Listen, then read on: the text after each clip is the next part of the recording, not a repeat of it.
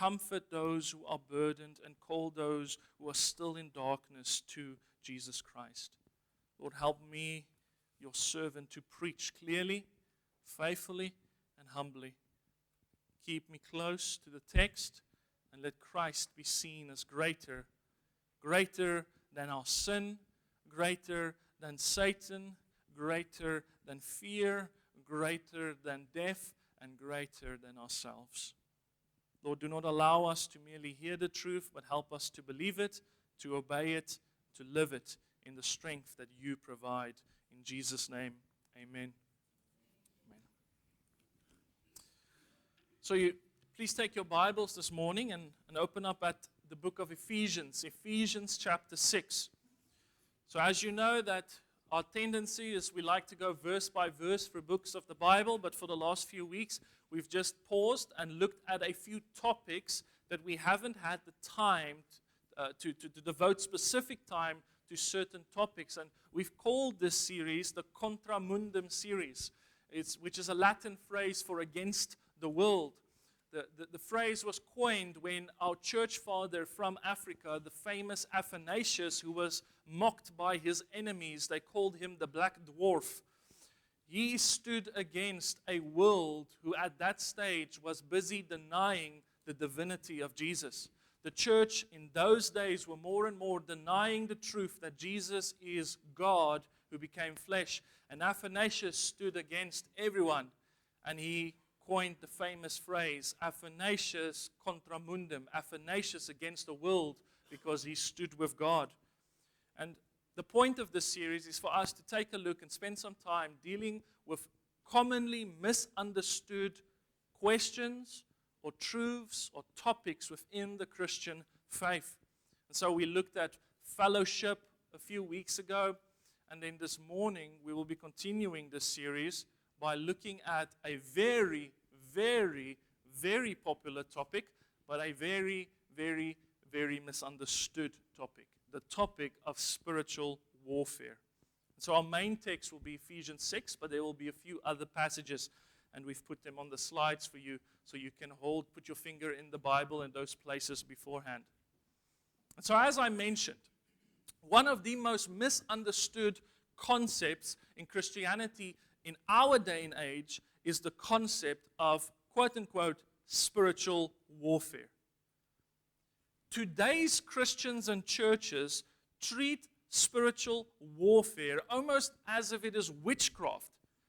Today's Christians, when they talk about spiritual warfare, they sound exactly the same like the witches and the pagans and the sangomas. Everything is a demon. Everything is the devil's fault. And they are cursing, binding, and chasing out everything out of anything. True story. Many years ago, I can't remember when, 2013, 2014, I was still at seminary on and off studying. One of the admin ladies at our seminary, she had a very unique voice. She was very loud, very screechy. Adorable lady, loved her, but when she started speaking, it could be quite difficult to keep on listening to her. And so this one year at the seminary, there was a fresh new batch of students, pastors or prospective pastors who wanted to get theological training to be equipped.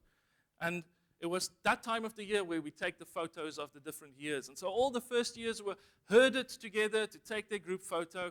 And this charming lady, she was busy from on top of a chair and camera in her hand directing all the students, a big group of them. And so obviously a big group of men, they speak loudly, they're busy, they're not listening. And so she needs to shout and speak loudly and get everyone together. And it was not a pretty sound, for lack of a better term. And then, all of a sudden, out of nowhere, one of the first-year students looks at her and he says the following. This is a true story. He says, "I rebuke you, demon of noise." And we got quiet, began to get quiet all of a sudden. And you could see the look on her face as she's standing on top of that chair, the camera dropping. "Shut up." And then she just continues to gather all the first-year students together. That is what people today think when they hear the term spiritual warfare. Despite the funniness of the story, despite the humor, this is a serious matter that we must examine. Many people today have exhaustive vocabulary when it comes to things like spiritual warfare. Yet, the people who speak the most about spiritual warfare, in my experience, tends to be the people who also has the most issues personally. They chase out demons everywhere, bind Satan every Sunday, but their marriages are falling apart. They want to fight the demon at their workplace or in people, but they can't even raise their own children. They can't keep a job. That's just from my personal experience. And so there is clearly something wrong. If the way we as Christians speak about spiritual warfare sounds exactly the same as how the witches talk, or the Sangomas talk, or the pagans talk, we need to step back and say, whoa, something doesn't seem right. And so this morning, before we go any further, allow me to just read for you from Ephesians chapter 6. And we'll read 10 verses. Ephesians chapter 6, starting at verse 10. And so if you don't have a Bible, please grab yourself a Bible. There are Bibles there at the back. If you don't own a Bible, please come and speak to us. We would gladly provide you with one. Please now follow along as I read from Ephesians chapter 6, starting at verse 10. I am reading from the ESV. Finally, be strong in the Lord and in the strength of His might. Put on the whole armor of God, that you may be able to stand against the schemes of the devil. For we do not wrestle against flesh and blood, but against the rulers, against the authorities, against the cosmic powers over this present darkness, against the spiritual forces of evil in the heavenly places. Therefore, take up the whole armor of God, that you may be able to withstand in the evil day. And having done all, to stand firm. Stand, therefore, having fastened on the belt of truth, and having put on the breastplate of righteousness, and as shoes for your feet, having put on the readiness given by the gospel of peace. In all circumstances, take up the shield of faith, with which you can extinguish all the flaming darts of the evil one. And take the helmet of salvation and the sword of the Spirit, which is the word of God, praying at all times in the Spirit with all prayer and supplication. And to that end, keep alert with all perseverance, making supplication for all the saints, and also for me, that words may be given to me in opening my mouth boldly to proclaim the mystery of the gospel, for which I am an ambassador in chains, that I may declare it boldly as I ought to speak. I want you to imagine the following. Imagine there is a security guard who is responsible for a premise, construction site, whatever it may be. And he has been notified that there is a potential thief looking to break into the premises that night to steal property. And this security guard is devoted. And so he spends the whole night jumping at every shadow. As soon as there is any movement, whether it be the wind blowing through the leaves or a falling of a twig or a branch or a bird flapping its wings somewhere, he's suspecting the thief and he's running around all over the premises looking for this thief. He searches the curtains, he inspects every object, he rebukes every sound. And while he's busy running around, the thief quietly walks through the unlocked front door of the premises. That's security guard is how many Christians today view spiritual warfare. Constantly running around, looking for things, chasing every shadow and every sound, and then Satan is just walking into their lives. A car breaks down, blame the devil. Child becomes sick, it's the demon's fault. You have a difficult week, Satan is to be blamed for every inconvenience. Beloved, don't misunderstand me. Don't hear what I'm not saying. Satan is real. The devil is real. Demons are real. But Jesus, He cast out demons, and the apostles, they confronted demonic powers. We're not saying none of this doesn't matter or that they aren't real. We must reject two extremes. We must reject the extreme of modernity that says there is nothing spiritual, or even among Christians, we must reject the view of some Christians that say there is no demons, there is no devil. That's wrong. But we must also reject the other view, and that is Christian superstition. Christian superstition. The devil, can I just say this? The devil is delighted when you shout at shadows while leaving the front door of your lives open. He delights when you rebuke objects or areas or people, but refuse to repent of the sin in your own life. Today, people, they fear symbols, they fear little statues of Buddha or Hindu statues, but they willingly entertain lust in their own lives. They speak loudly, rebuking demons and the devil, while they never even pray this week to God. Satan, beloved, Satan does not need to possess your house if he can just persuade your heart. And so now let's look at this passage that we just read. Okay? Think about verse 10, verse 11, and verse 12. Think about what it says. We're going to read it again now, but I want to just point out a few observations. Do you notice that it says that the devil has schemes? Did you notice how many times it uses the word stand? Stand firm, stand strong, stand in the Lord. But did you also notice from this passage where the strength comes from? It comes from the Lord. And so this morning, as we progress through this passage and a few other portions of Scripture, you will see 3 commandments that I want to give you. 3 commands that will make us win spiritual battles.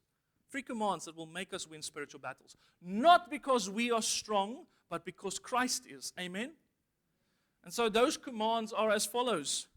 The first command is see the serpent. The second command is to spot the strongholds. And the third command is to stand in the Savior. And so we'll move through them one by one if you missed the outline. The first command for you to win the spiritual battle is to see the serpent. The first command is not to fear the serpent, but to see him for who he is. Please, again, turn to Ephesians 6, and let's read verses 10 to 12 again. Ephesians 6, verse 10. Finally, be strong in the Lord and in the strength of his might. Put on the whole armor of God, that you may be able to stand against the schemes of the devil. For we do not wrestle against flesh and blood, but against the rulers, against the authorities, against the cosmic powers over this present darkness, against the spiritual forces of evil in the heavenly places.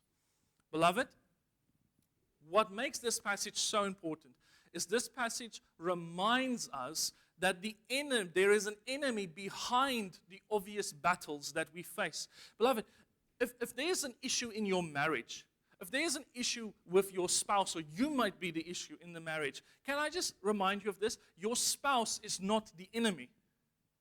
You do not battle against flesh and blood. When we as a church, when we have a difficult member or a group of people who are making things difficult, we must remind ourselves that they are not our enemies. They are not the ultimate enemy. This is a spiritual war. The enemy is not flesh and blood. The person who hurt you or offended you or wronged you, they are not ultimately the enemy. There is a spiritual enemy who delights in turning people into enemies. There is a spiritual enemy who delights in turning people into enemies. Turn to the right-hand side of your Bible, close to the end, the book of 1 Peter. 1 Peter chapter 5. Listen to what the Apostle Peter says about the devil. 1 Peter chapter 5, close to the end.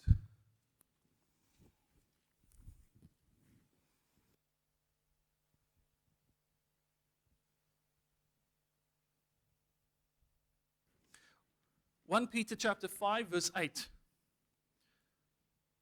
Be sober-minded. Be watchful.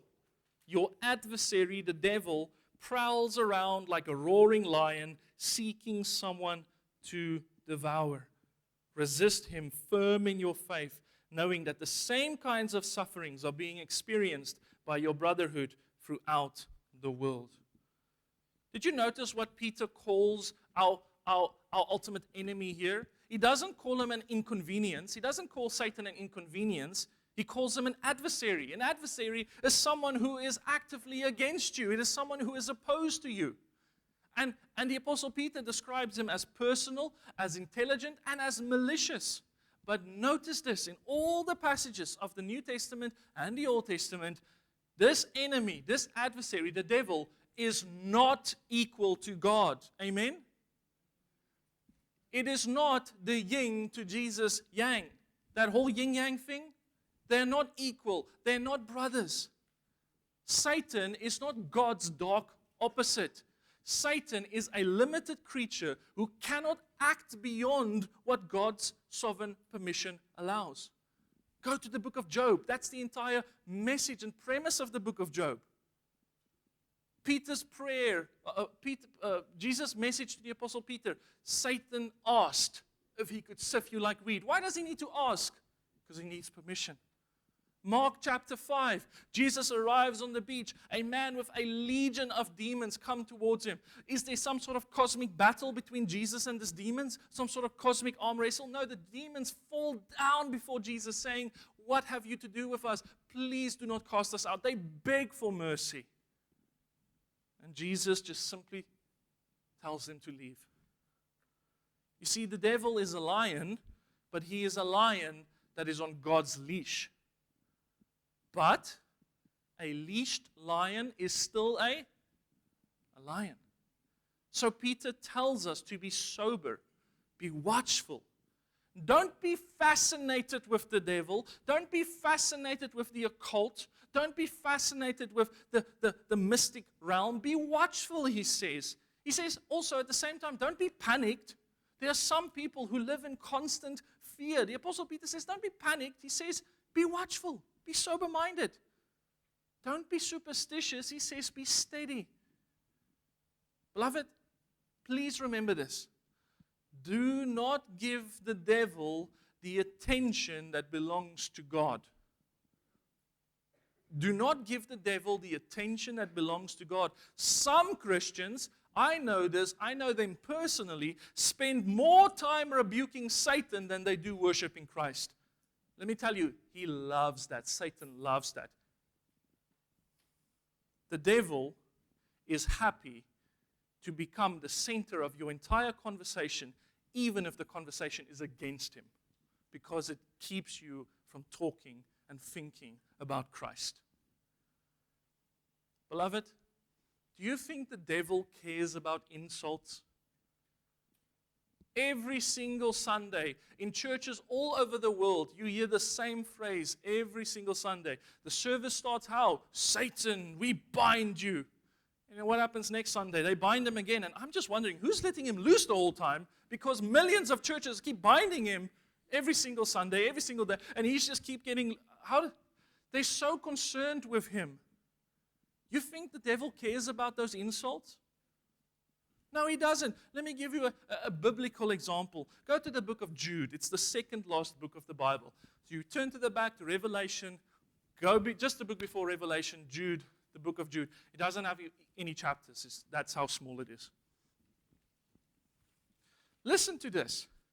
This perfectly sums up the day and age in which we are living. Jude, verse 8.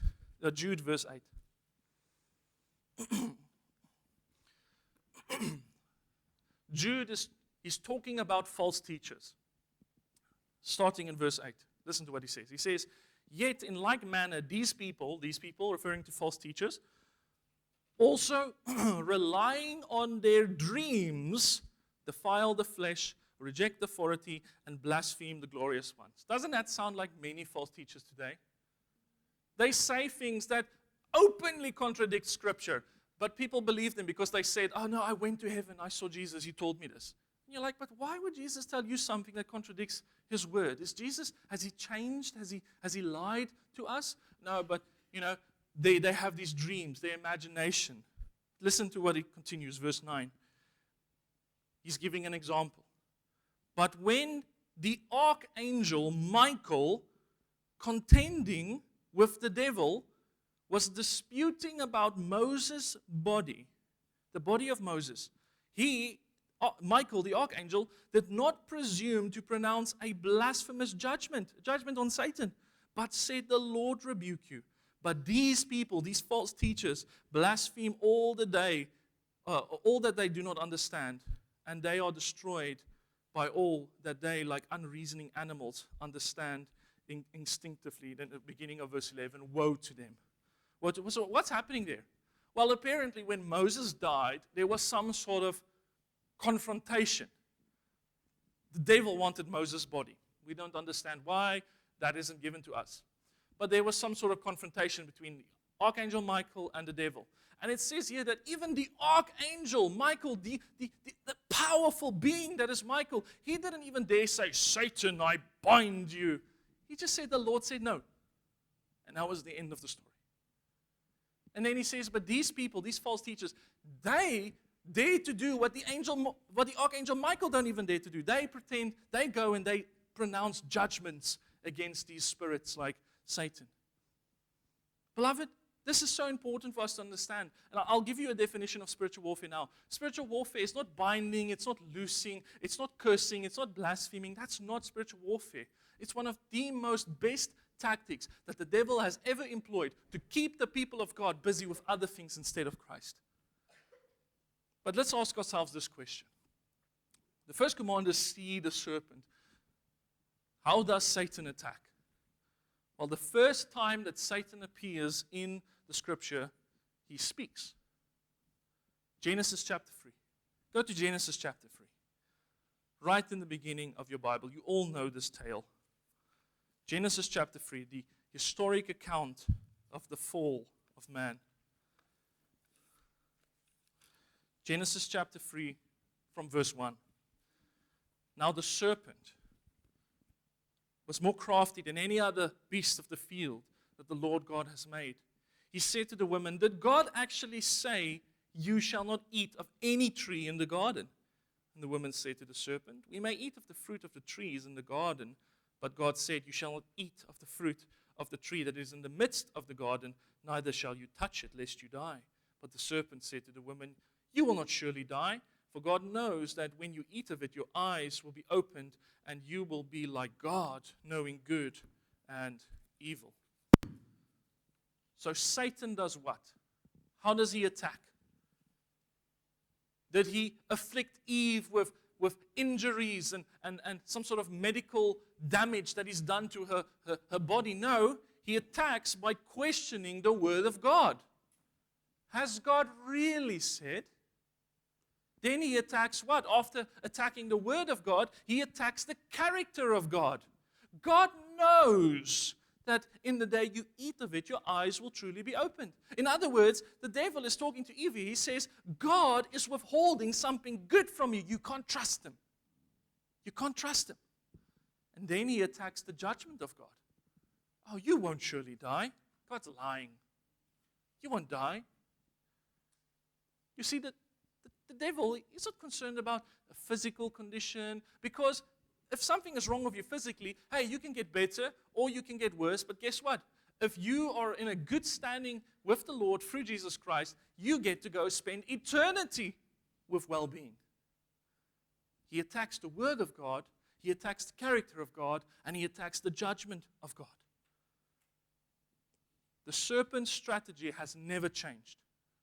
Throughout all of the scriptures, we see the same thing. He questions God's word. He questions God's goodness, and he questions God's judgment. And so what does this mean for us? What's the application? Well, simply this. Beloved, every temptation that you face carries a lie. Sexual sin says, the temptation towards sexual sin is simply this, that God's established boundaries are cruel. God is withholding something good from you. When it comes to greed, the temptation to be greedy, the devil is whispering into your heart, God won't actually provide. You need to do it on your own. You see, the lion is roaring and the serpent lies. I love what the Puritan John Owen said on this. He says, he warned us. He says, that Satan seeks to beguile you, to deceive you like a serpent, and then to devour you like a lion.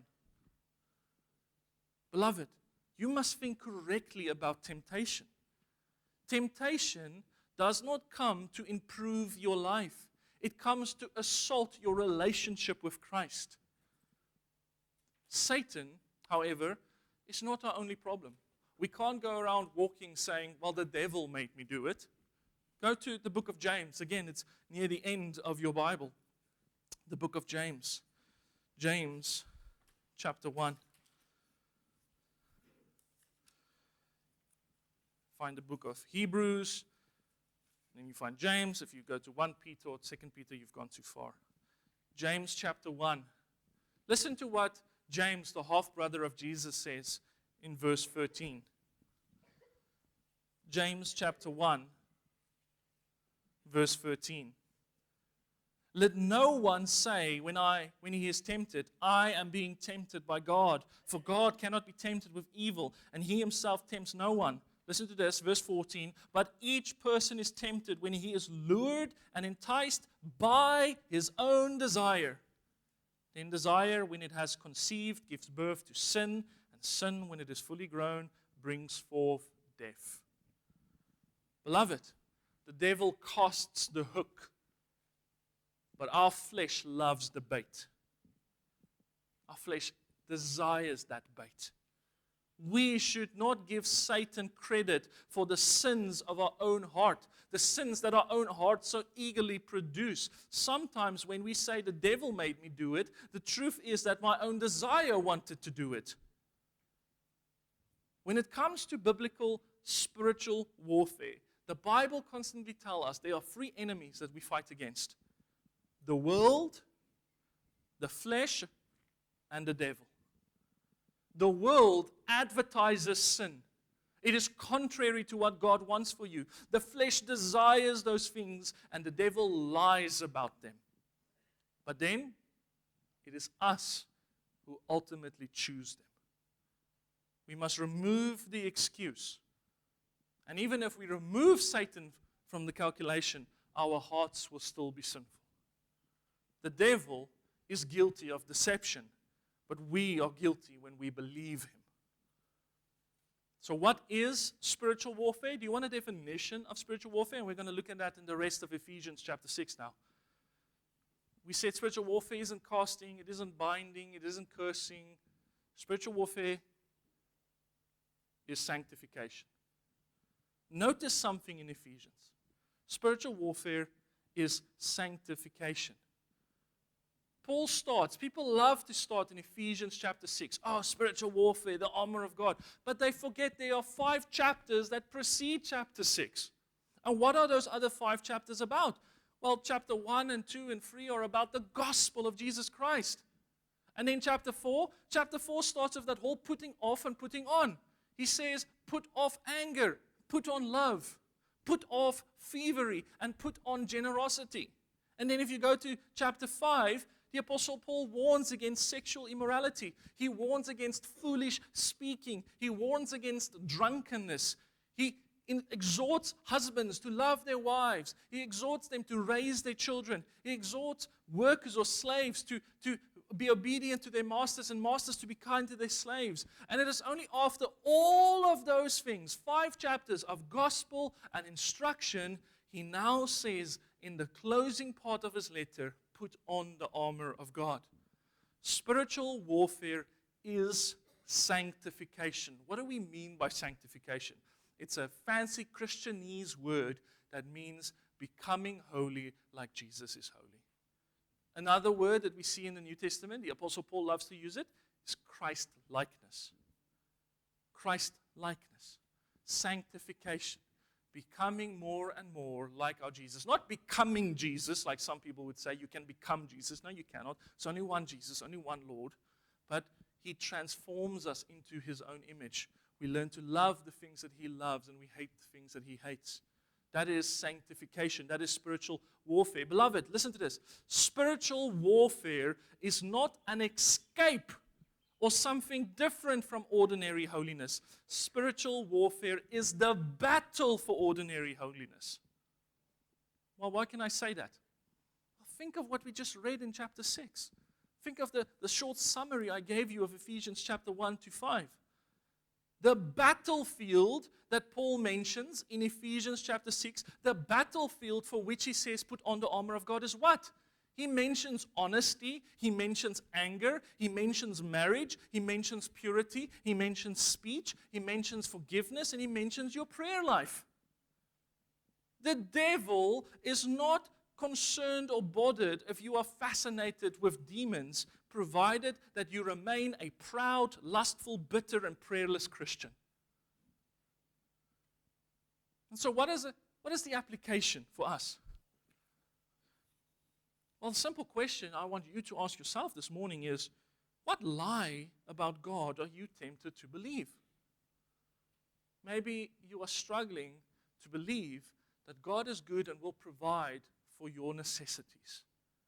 You've hit that point in life again, and you're starting to wonder and doubt. That is the whispers of the serpent.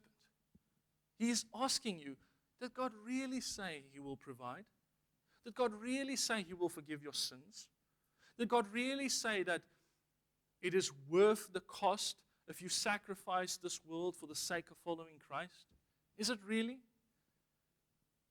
That is the first commandment to win the battle, to win the spiritual battle, is we must see the serpent. But when we see him, we must have a correct understanding of what spiritual warfare is. And that then takes us into the next part, the second command. And we're going to come back to Ephesians 6, so don't leave it. We're going to come back. We're going to look at the armor of God. I'm going to establish the point I said with spiritual warfare is sanctification. But first, for now, let's keep it in your mind. Let's go to the second commandment. The second command for you to win the spiritual battle is spot the strongholds. Spot the strongholds. Oh, people love that word, right? Christians, it's a big buzzword. The stronghold, stronghold. There's a stronghold here. There's a stronghold there. Okay, let's go to 2 Corinthians chapter 10. 2 Corinthians chapter 10. 2 Corinthians chapter 10, verse 3 to 5. I'll give you a second for those still turning in their Bibles. 2 Corinthians chapter 10, verse 3. For though we walk in the flesh, we are not waging war according to the flesh. For the weapons of our warfare are not of the flesh, but have divine power to destroy strongholds. We destroy arguments and every lofty opinion raised against the knowledge of God, and take every thought captive to obey Christ. Just there for now. So simply told, what are strongholds? What is a stronghold? Well, people today, they treat a stronghold as if it's anything. But the text clearly explains what a stronghold is. The immediate context is important. Paul is defending the gospel in 2 Corinthians against false teachers. And they are making proud arguments. And they are searching for wisdom that they say is from God, but it is not from God. And so now, the Apostle Paul is using this picture of a fortified city. In the ancient world, that is what a stronghold was. It was a fortified city. It was a city with high walls, large and tall towers, with many guards in and around it. That was a stronghold. And Paul is now using that metaphor, and Paul says that lies, falsehoods, can build that kind of stronghold, that fortress in your mind. He says there in verse 5, strongholds are what? Arguments and every lofty opinion raised against the knowledge of God. He says those are the strongholds we need to destroy. Those are the strongholds we need to destroy. The strongholds are arguments, imaginations, proud opinions, and thoughts raised against the knowledge of God. Sorry. Strongholds are not, as some people would have you believe, concentration of demon populations. I was once asked by a pastor if I would accompany him for a situation that he needed to address at a home that he needed to go to urgently. And I didn't get a lot of information, and I was like, okay, it's fine, I'm willing to go with him. And we eventually went with him, and we entered into this home, and the situation was dire. It was a husband, a wife. If my memory serves, they had 2 young children, but the husband was beating his wife badly. And this pastor was called to this house because there is a demonic stronghold in the home. And so he needs to pray for the husband and pray for the family so that the stronghold can be broken. And I'm just thinking to myself here, this is going to get this woman killed. Because the issue isn't that there's some concentration of demons that is making a stronghold. The issue is that this guy needs to be removed from this woman. He needs to be arrested. And she needs to be counseled not to find her validation in this man who keeps hitting her and instead find her validation in Christ. But now we're risking her life because of bad theology. The stronghold that needed to be broken in that instance was that man needed to repent of his sin of selfishness, pride, and abuse, and that woman needed to be helped and comforted so that she will not look and keep on returning to this man who will one day kill her. That was the strongholds. That's what Paul says. Every argument, every lofty opinion raised against the knowledge of God. Bad theology has consequences, friends. A stronghold begins with a thought.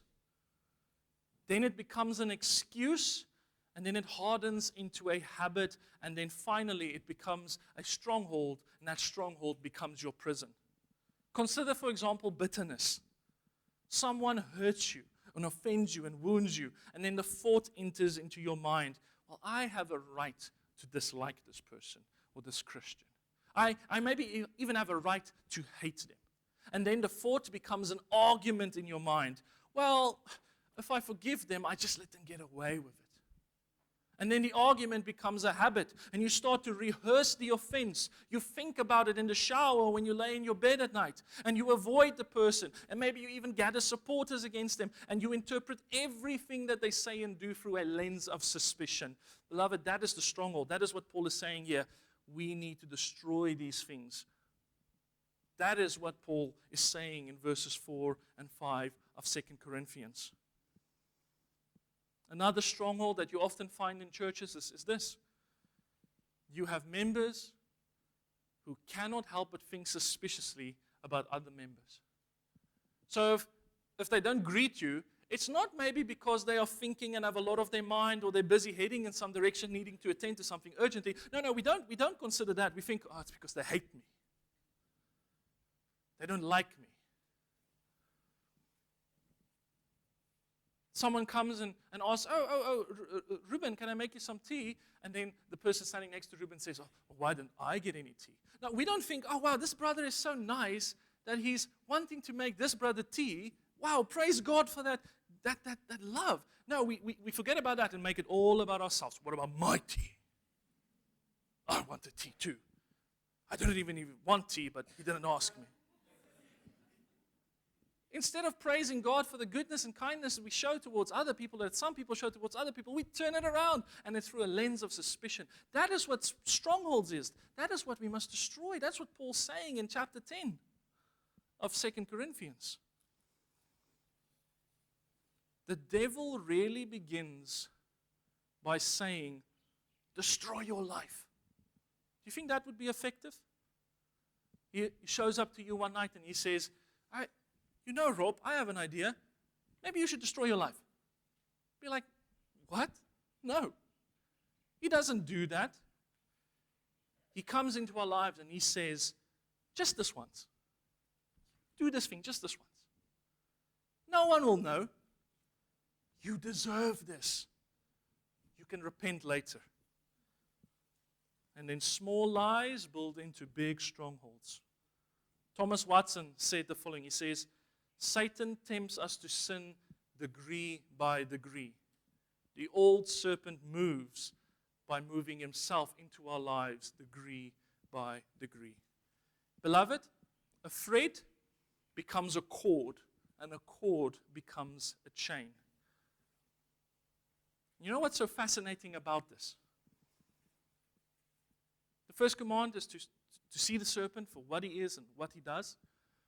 The second command to winning is to spot the strongholds. And you know what I find fascinating about this? And maybe you haven't noticed this, but I'm sure if I speak now, all of you will find what I'm saying very familiar. The devil preaches two opposite sermons at the same time into our lives. Before you sin, he says, it's just a small matter. It doesn't matter. And then after you sin, he says, this is too big. You can't be forgiven. Then he says, before you fall, he minimizes God's holiness. God won't be offended. God isn't that holy. He makes you forget about God. And then after you've fallen, he minimizes what? The mercy of God. He tempts you to presume, and then afterwards he tempts you to despair. John Owen again observed that Satan may tell a believer today to journey into sin because the devil will say to that person, you belong to Jesus. He will forgive you. And then tomorrow, the same devil will claim that you cannot belong to Jesus because you have sinned. He uses grace to encourage sin, and then he uses sin to deny the grace of God. The Christian must understand and spot these strongholds. And again, what are these strongholds? Paul says, 2 Corinthians chapter 10, verse 4 and 5, arguments raised against the knowledge of God, lofty opinions, not just of other people, but firstly, what's happening behind and between our own ears. That is where it starts. The devil will tell you, look at your sin. You are too sinful. And then what do Christians today do? What are they taught to do? When they are convicted of their own sin and their own shortcomings, they are taught to say, I rebuke you, Satan. What does the Bible say? When Satan says, look at your sin, the Bible says you must respond with the words, I have looked at my sin, and it is worse than you say, but now I will look to my Savior who is greater than my sin. Satan will say to you, you deserve condemnation. And don't say, I bind you. You respond by saying, yes, I do deserve condemnation, but Christ took it on my behalf. Satan will say, you're weak. Your faith will say, yes, but his power is made sufficient in weakness. This isn't positive thinking. This is gospel thinking. So how do we take thoughts captive? Remember 2 Corinthians 10 verse 3, take every thought captive. That's how you destroy these strongholds. How do you take these thoughts captive? Well, you arrest them the moment they enter the door. As soon as you start having a thought or a suspicion or bitterness or something like that creeps into your mind, you simply ask yourself, is this true? What does the scripture say about this? What does God say about this? Where will this take me? Does this belong to Christ? Does this help me bow to Jesus? Beloved, I know some of you are losing this battle. You are losing and you're struggling. You're losing it with the private arguments that you're having when you're in the shower or in your bed. Because you're allowing your mind, instead of to destroy these strongholds, to fortify them.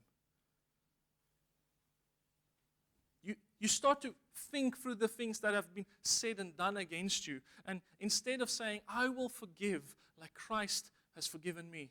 I will forgive those who have offended me because I have greatly offended God and He has forgiven me. We start to say things like, well, maybe they will never change. Maybe I won't ever change. Maybe you say things like, oh, my anger is justified. Oh, my marriage cannot change. God may forgive others, but I'm a different situation. I'm a different case. Beloved, those thoughts are not harmless. Those are bricks with which you are building these strongholds in your mind that Paul says you must tear down. You must pull them down before they become walls. You must replace, there's no grace, or I will always be like this, or they will never change. You must replace those phrases with verses like Philippians chapter 1 verse 6, where Paul says, being confident of this very thing, that he who began a good work in you will complete it until the day of Christ's return. Replace God has abandoned me, or God will not provide for me, with Hebrews 13 verse 5, which says, be free from the love of money.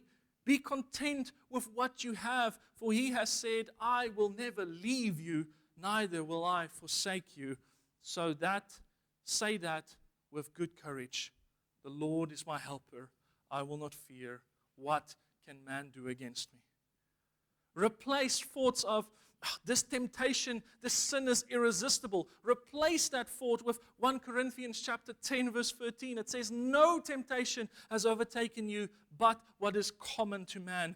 God is faithful, who will not allow you to be tempted beyond your ability, but with the temptation provide the way of escape so that you can be able to endure it. Replace thoughts of, my sin is too big and too great, with 1 John chapter 1 verse 9. If we confess our sins, He is faithful and just to forgive us our sins and to cleanse us from all unrighteousness. That's how you break strongholds. That is the spiritual war that takes place. The answer to a lie is not a louder feeling than the lie that is being whispered into your ears. The answer to a lie is the truth. So spot the strongholds. It is not enough to just identify the lie. You must demolish the fortress, and in its place, you must erect a throne for Christ. But here is where Paul continues. That's the third commandment. The third commandment to win the spiritual battle is to stand in the Savior. To stand in the Savior. Paul does not say in Ephesians chapter 6, verse 10 to 20, listen to this. Paul does not say, be strong in your personality. He says, be strong in the Lord. He does not say, be strong in your willpower and discipline. He says, be strong in the Lord. Ephesians 6, verse 10. If you haven't turned back to Ephesians 6, verse 10. Finally, this is the end of his letter. He has spent the first 3 chapters explaining the gospel, chapters 4 and 5 telling you what you must now do with that gospel, how it changes your marriage, how it changes your relationship with your children, how it changes your relationship with people that have a different race than you, how it changes your relationship with unbelievers, how it changes your relationship with work. He's done all of that in chapters 4 and 5, and now in chapter 6, he's concluding, finally, be strong in the Lord and in the strength of His might. Put on the whole armor of God, that you may be able to stand against the schemes of the devil. Strength, beloved, is not found by looking deeper into yourself. I could never, even as an unbeliever, I grew up in a very secular environment, and I would constantly hear from the people around me, just believe in yourself. And they thought that would help me. And I'm thinking here, I'm like, I got myself into this mess. Now you're pointing me to myself? This isn't good news. This is bad news. The strength is not in yourself. It's not found by looking deeper into yourself. It is by looking away to Christ. Paul says, put on the whole armor of God. And I just want to take some time here. What does Paul mean here when he says put on the whole armor of God? Because I've heard some strange things from people, well-meaning people. Please don't misunderstand me. A lot of the people who have a wrong understanding, a wrong theology, they are well-meaning people. They're not malicious, they're not evil, but I see the damage it does in their lives, and I don't want that for us.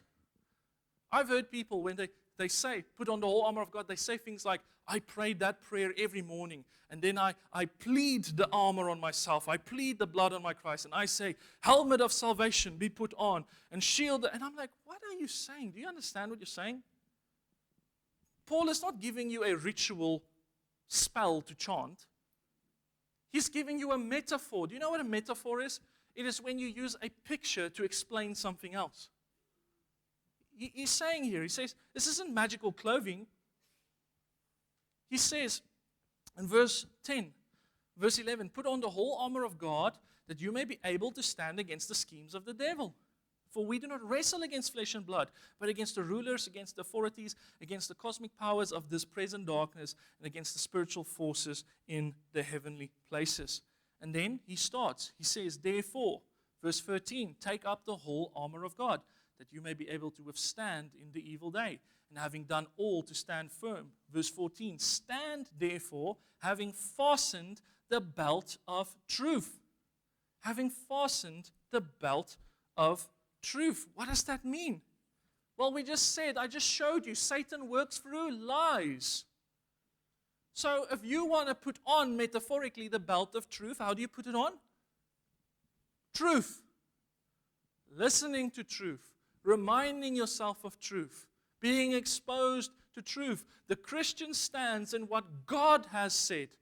Truth must therefore be known, it must be spoken, and it must be lived. A dishonest Christian enters the battle with a loose belt. That's how you put on the belt of truth. But then Paul mentions other metaphorical examples. He says, put on the breastplate of righteousness. What is that? Well, we cannot stand before God one day with our own goodness, because the Bible clearly says we have no goodness that will be acceptable to God. Romans 3, verse 9 to 18, there is no one righteous, no, not one. No one seeks God. No one does good. The prophet Isaiah says, your best works, your greatest deeds are what? Like filthy rags before God. So we do not stand before God and before other men with our own goodness. I cannot stand before you and say, you know what, I am the pastor because I've made it. All of you just need to be like me. Like, what? Just ask my wife. She'll tell you that's not true. I do not stand before God. I do not stand before you. We do not stand before one another in our own righteousness, but the righteousness that has been provided by Christ. We stand covered in Christ's righteousness. Remember 2 Corinthians 5:21? Therefore God made Jesus, who knew no sin, to be sin, so that in Jesus we can become the righteousness of God. But then Paul also says, put on the readiness, the shoes or the boots of the readiness of the gospel of peace. That doesn't mean you're metaphorically like some people, when they wake up in the morning, they imagine that they have shoes and they put them on. And like, what are you doing? When Paul says, when he uses that metaphor, he reminds us, he says, you must walk in the gospel. Remind yourself of the gospel. Martin Luther said, remind yourself, preach the gospel every day. Why? Because you forget it every day. Remind yourself that the gospel gives you peace with God. We do not have to now fight. This is the great news. You know how you put on the shoes of the gospel of the readiness of the gospel of peace? You know how you put it on? By reminding yourself of this simple truth. This day and tomorrow, you have to do nothing to be accepted by God. God has accepted you through Christ. And so now live not for His acceptance, but from His acceptance. That's the gospel. That's the shoes of the gospel of peace. He says, take up the shield of faith.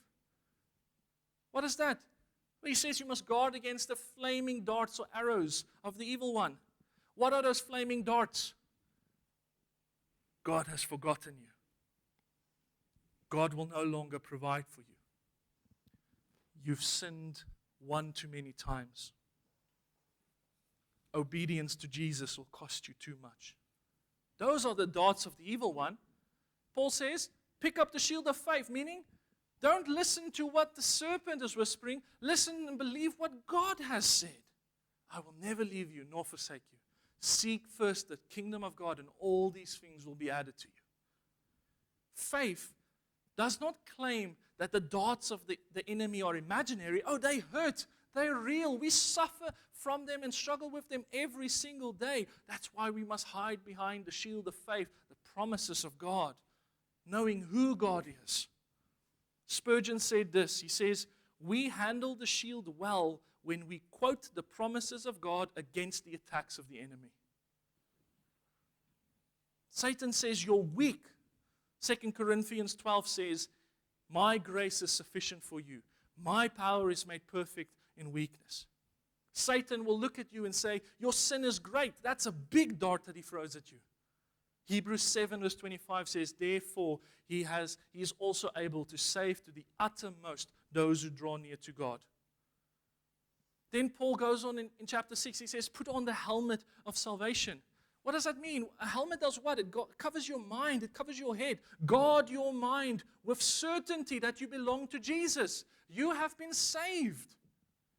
You have been saved. You've been redeemed. You've been purchased by someone. Remind yourself of that constantly. Your salvation was planned by the Father. It was purchased by the Son, and it is applied and sealed by the Holy Spirit. The helmet does not say, I'm strong enough to keep myself. I'll just pray this prayer like it's some sort of chant or spell. It says Christ is strong enough, and I will rest on His strength and on His goodness and on His promises. But then he also says, take up the sword of the Spirit. This is the one people tend to get right, because Paul is quite explicit with it, right?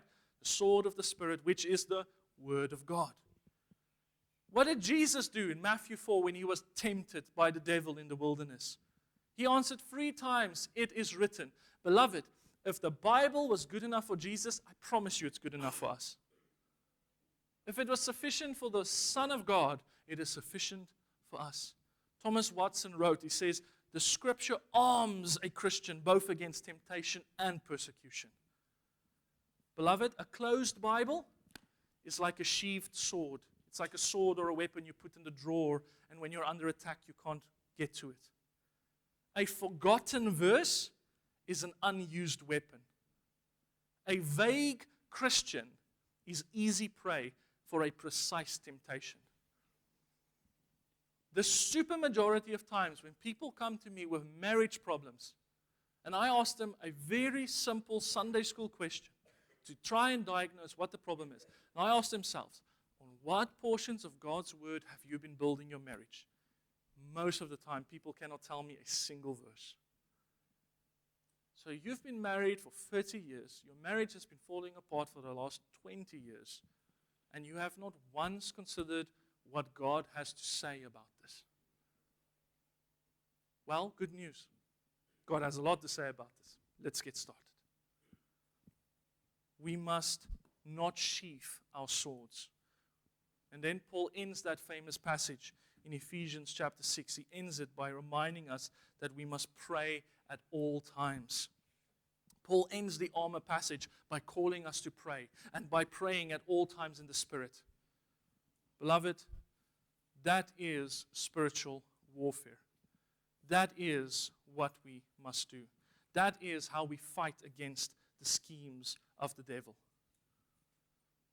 And so all jokes aside, all humor one side, all strong exhortations on the other side, pastorally, please hear my heart. Bad theology is not just abstract thinking. It can ruin lives. It has ruined lives of many people. Many people. A lady who became one of my good friends, she attended the church, and she was HIV positive. And she was pregnant, and there was medicine that she was supposed to take to prevent the virus from transitioning to her baby. But her church told her that means she doesn't have faith in God.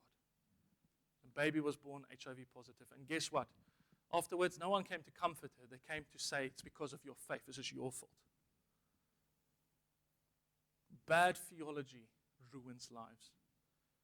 And so, as we now conclude this short series, the Contra Mundum series, we've looked at fellowship, we've looked at the church, now we're looking at this very abused concept of spiritual warfare. Beloved, if you're not convinced, go around. Go and bind Satan like 1 million churches every single day do all around the world, and we'll one day figure out how he keeps getting loose. But spiritual warfare from the New Testament clearly states it is to do with sanctification. It has to do with growing closer, not just in likeness to Jesus, but growing closer to Jesus. And until we realize that spiritual warfare is the battle for ordinary holiness, we will never win the battle. And so, if you want to win the battle, see the serpent, spot the strongholds. But then lastly, stand in the Savior. Amen. Let us pray. Gracious God, thank you for your word. We ask that this will not just be another text of Scripture, Ephesians 6, that we will hear and forget. We ask that you would help us to be mindful of this truth, of this passage. May we think about it, may we contemplate it, and may it do the work in our lives. We pray this in your holy name. Amen.